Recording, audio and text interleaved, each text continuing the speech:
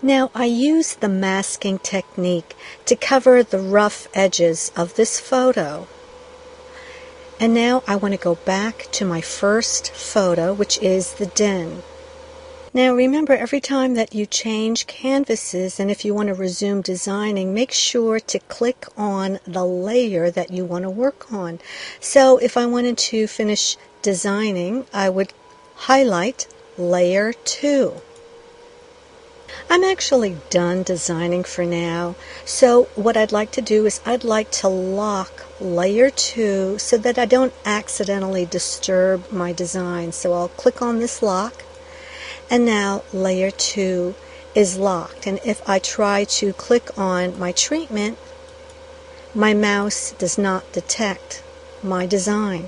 Now there's another feature to layers. If you look over here, you're going to see an eyeball.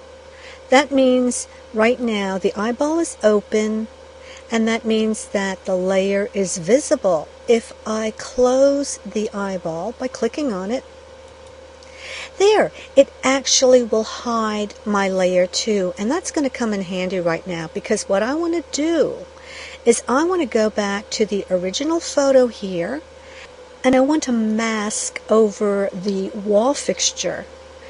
And I also am going to mask over that chair, because the customer might want to replace both the fixture and the chair.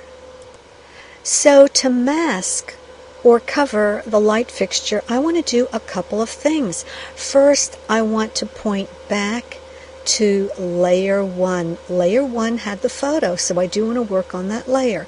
So I'm going to highlight layer 1. And remember, we had locked layer 1 so that it wouldn't move. I want to unlock it. Alright, now if I highlight the photo, the program is going to detect the photo. There. Now I still want to lock the photo in place so I don't accidentally move it, but this time I'm going to click on the lock icon up here. There. So now my photo won't move out of place. Now I want to cover or mask this light fixture, and in order to do that, I'm going to click on the rectangle tool right here, and I will draw my rectangle. There. If I do the click away, you'll see that the rectangle is gray with the black outline or stroke. So let me change the color. I'm going to highlight my rectangle here, and I'm going to click on the eyedropper in the properties window, and then I'm going to touch the wall color and watch what happens to my rectangle. There, the rectangle now picked up the color of the wall. If I do the click away, you're going to see that the rectangle still has the black outline or stroke, and I can remove that by clicking on the rectangle, and then I will click on None under Stroke Color, None. I'll do the click away so you can see this. There, and now that rectangle just blends into the wall. And I was able to effectively remove that light fixture from the photo. And I'm going to do the same thing for that chair. I'm zooming in so I can see this a little bit better, and I'm going to use my cubic Bezier. I click on the icon, and I can click on my canvas, and every time I turn, I'm clicking. Now, I don't have to be quite that neat, because I'm just basically covering the whole chair. And I will go down to the molding. There.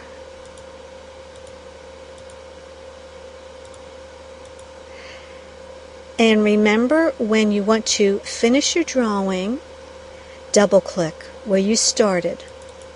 There.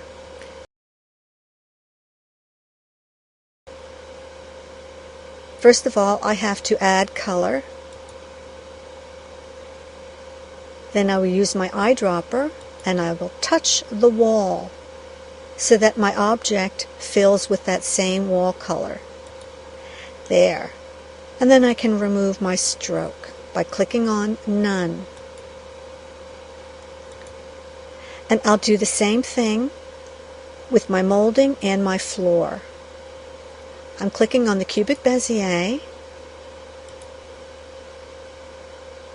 and I'm just going to draw an extension of that molding. I'm going to double click to finish my drawing. I will fill it with color. First, I have to click on this color button. Then I will click on my eyedropper, pick up the wall color. Whoops, I'm going to pick up the molding color right in here. And then I can remove my stroke. And I'll do it one more time and cover up this section of the floor. I will click on my cubic Bezier and I will just start to draw this section of the floor, just to cover that furniture. And I want to finish my drawing, so I'm going to double click where I started, add some color first by clicking on my color button. Then I will click on the eyedropper and pick up a brown from the floor. There. And finally, I'm going to remove my stroke by clicking on the None button right here.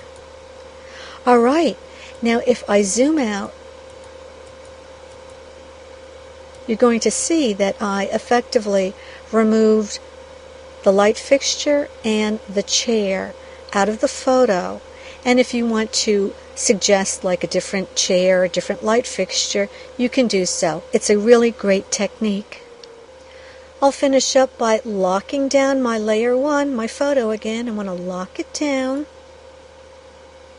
And then I want to go back to layer 2. So I'm going to highlight layer 2. Remember, it's hidden. So I'm going to click on the eyeball here. Now it's in the open position and you can see my treatment. But notice now that my masking is on top of my window treatment. Well, that's no problem. I'll just move that window treatment to the front. Now all I have to do is, I am on layer 2. Layer 2 is highlighted, but I have to unlock it. Now I'll just highlight my treatment and I will bring it to the front. There, that's wonderful. And my treatment is sitting in the proper position on top of my masking.